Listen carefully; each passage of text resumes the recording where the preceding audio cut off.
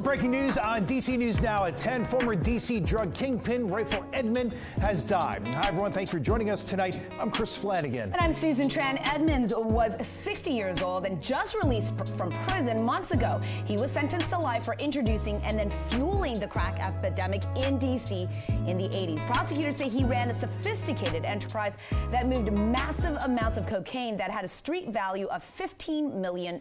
Show your face! Show your face, please, with sugar on top!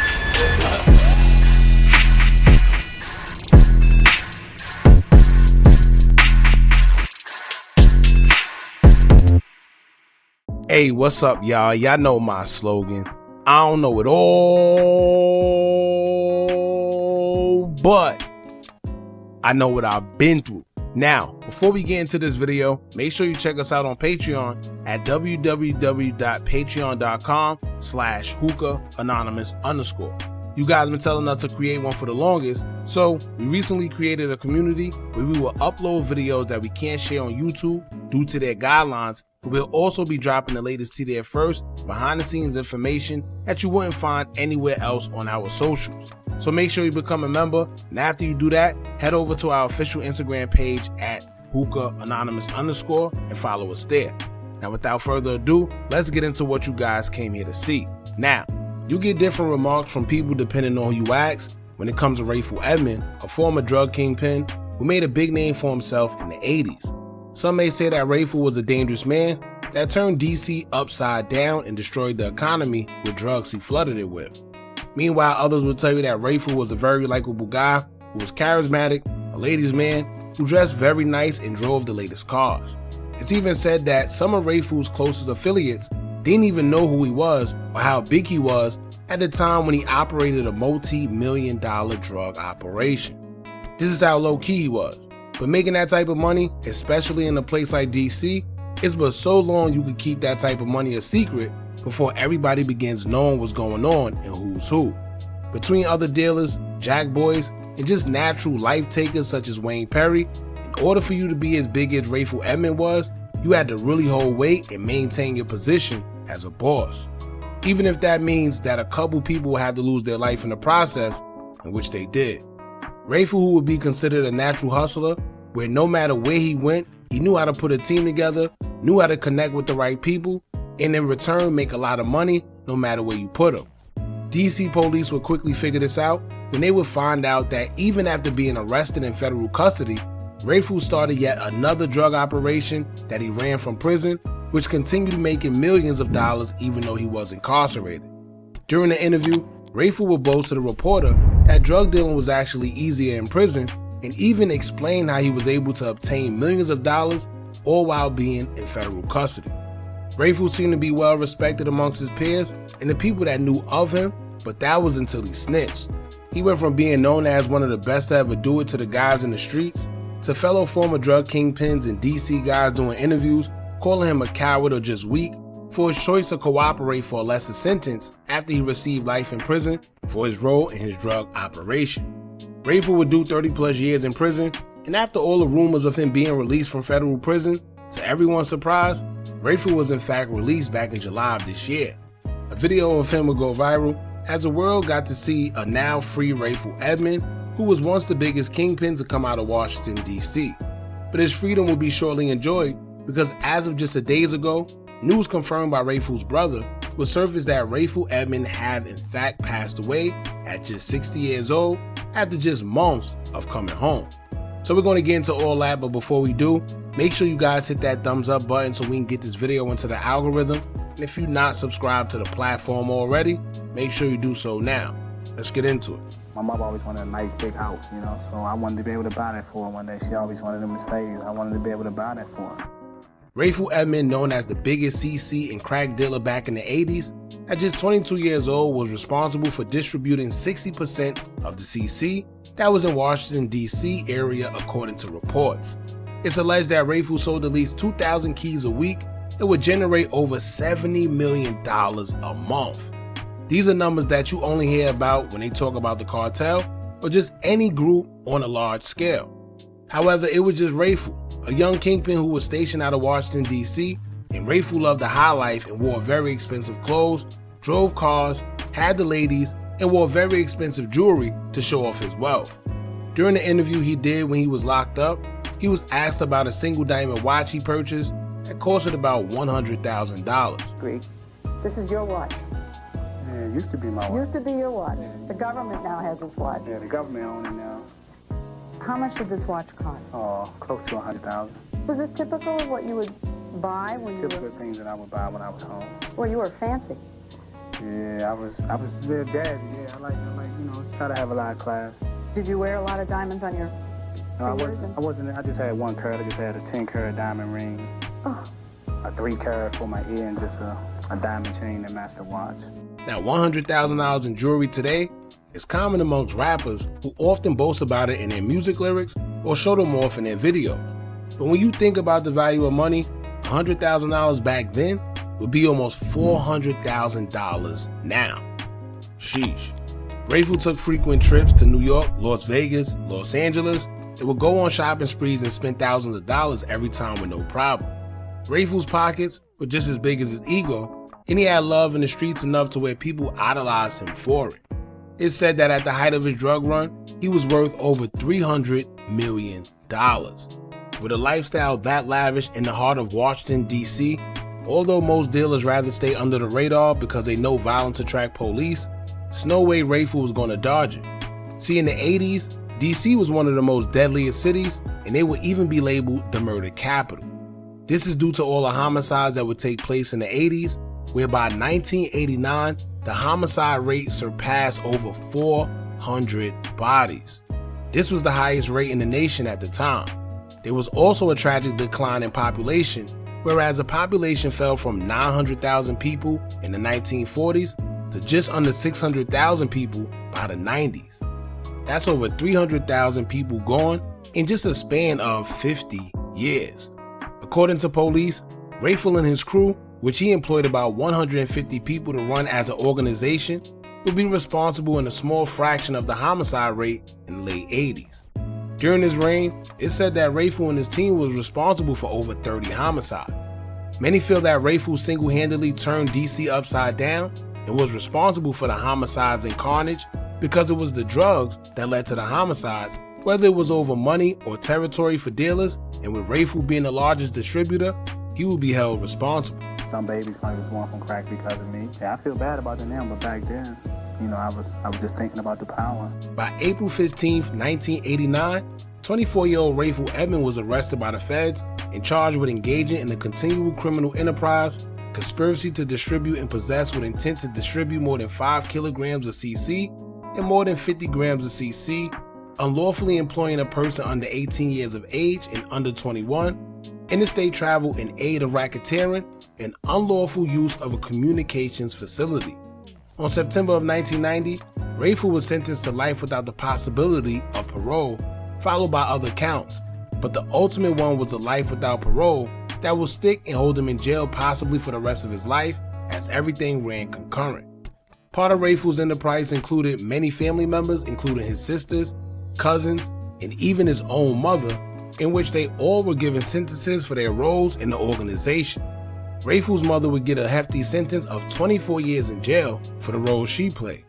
Rayful was then imprisoned in the federal facility of USP Marion, which was a facility that was considered medium security located in Marion, Illinois, and was built in 1963 to replace the infamous Alcatraz facility. After doing a short bid there, he would be moved to Pennsylvania in the Lewisburg Federal Penitentiary. It was here where Rayful would continue his criminal enterprise while incarcerated, hooking up with Colombian drug cartel members and using federal phones to orchestrate drug deals with people on the outside. He was making millions from inside, and during his jailhouse interview, he would explain that selling drugs in jail was actually easier than doing it on the outside. Edmond says it was easy to do from behind bars. I think it's much easier than when you're on the street. Easier than on the street? Much easier because you're right there with the people that have direct access to the narcotics that you need. Colombians, Cubans, Mexicans. All thrown in together. All thrown in together.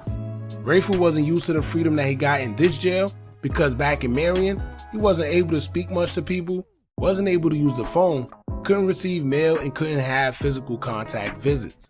In Lewisburg, he was able to do it all. Rayful was also amongst all the big-time drug dealers because Lewisburg was in between all the major cities, which means that its population included some big-name guys from all over who were locked up for criminal activity. This would include the likes of John Gotti, members from the mobster Nicky Scarfo's crew, Nicky Santoro crew, big Colombian drug dealers, and many more. Rayful seen it as an opportunity to take advantage of brushing shoulders with Colombian cartel members and would begin having drugs shipped from Colombia and sold in the DC streets, all while using the federal phones. He also managed to smuggle heroin, marijuana, and CC inside the facility due to the contact visits he was able to get. When it was all said and done, although Rayful made a lot of money, by 1996 he was convicted of conducting drug deals with another man from Atlanta from a federal prison phone. It was given an additional 30 years on top of the life sentence he already had. Now at this point, a life sentence plus an additional 30 years meant it was nothing any appeal in this world was going to be able to do for him. In the last desperate attempt at being free, Rayful decided that he would cooperate. In that same year, it would be revealed by the feds that Rayful was a government informant, but it was 2 years prior in 1994 where Rayful had already agreed to cooperate with the feds when he was approached and gave a written statement by early 1995. Initially, Rayful claims that he only agreed to cooperate because he wanted to get his mother out of prison, and usually that's how the feds get you, when you're most vulnerable. His mother was given 24 years for her role in the enterprise, but it was knocked down to 14 years after he cooperated in a situation that benefited just her and not him. By 1998, instead of finishing the whole 14, the judge gave her time served and she was able to go home. Rayful now wanting to get himself out and realizing that he already told, which means he's already looked at as a rat in the first place, he decided to give federal agents more information on homicides and drug transactions. Rayful would cooperate and give information that he had on 20 homicides, along with testifying in 2 separate drug investigations that were held in the prison, which he himself was involved in. As a result of his cooperation, 2 men were given life in prison for getting CC shipped from Colombia to Rayful's associates on the outside in Washington, D.C. Rayful will also give up them same associates that he dealt with on the outside and continue to set up sting operations to catch dealers who were free. It took some time, but by 2019, Rayful Edmond was granted a hearing in D.C. to get his life sentence reduced to time served based on his statements provided in the 20 homicides. A survey by the District of Columbia Attorney General was also used, where it showed more than half of DC's residents felt that Rayful Edmond should actually be released from prison. With the information he cooperated on concerning the bodies in the survey, it was enough for Judge Sullivan to grant the government's request of early release back in 2021. Despite the other 30-year sentence he had for his involvement in dealing drugs from a federal facility, he was still released. By July 31st, 2024, Rayful Edmond was a free man. Some people couldn't believe it, but a video of a much older Edmond would surface of him at the airport, greeting another person who seemed happy to see him. Back better than ever. Hell yeah. I'm back better than ever. Some people were happy to see Rayful get his freedom, but due to his known cooperation with the government, a lot of guys wasn't happy to see him on the streets and felt Rayful took the coward way out. Guys such as Teflon Sean, Curtis Chambers, Terrence Williams, and Ayers the Christ, all of whom were once players on the street themselves, did their time in jail for their involvement in the streets and decided not to cooperate with the government. It's clear that Rayful broke the street code and disobeyed the #1 rule: don't snitch. No matter what you do in the streets, how much bodies you got, or however much money you made, once you break that code, you tarnish everything that you did, and revenge for the choice to do so is oftenly sought out by those you affected or the people affiliated with them. So when news would come out that as of a day ago, on December 17th, 2024, Rayful Edmond has passed away, many believe that his selfish decision may have finally caught up to him after all. However, it wasn't that. According to Rayful's brother, it wasn't at the hands of anyone else, but instead, the former Kingpin passed away due to an apparent heart attack at 60 years old. It was also confirmed by the FBI themselves that he passed away in the halfway house that he was staying at while in the witness protection program. On top of that, his lawyer took to Twitter to also confirm the news, as he would tweet, quote, "Just got the soul-crushing news that my client Rayful Edmond just passed away unexpectedly at the age of 60. I just talked to him yesterday. I am absolutely floored by this news." Now rest in peace to Rayful Edmond. I know most people may hate him or dislike him for what he did, but it is what it is. The part I find crazy the most is that he spent 3.5 decades in prison, cooperated and fought to come home, only to actually get home and only be able to enjoy 4 months being free. That's crazy. It'll make you wonder, would he still be alive had he just stayed in jail? Y'all know it's always going to be those what ifs in situations just like this.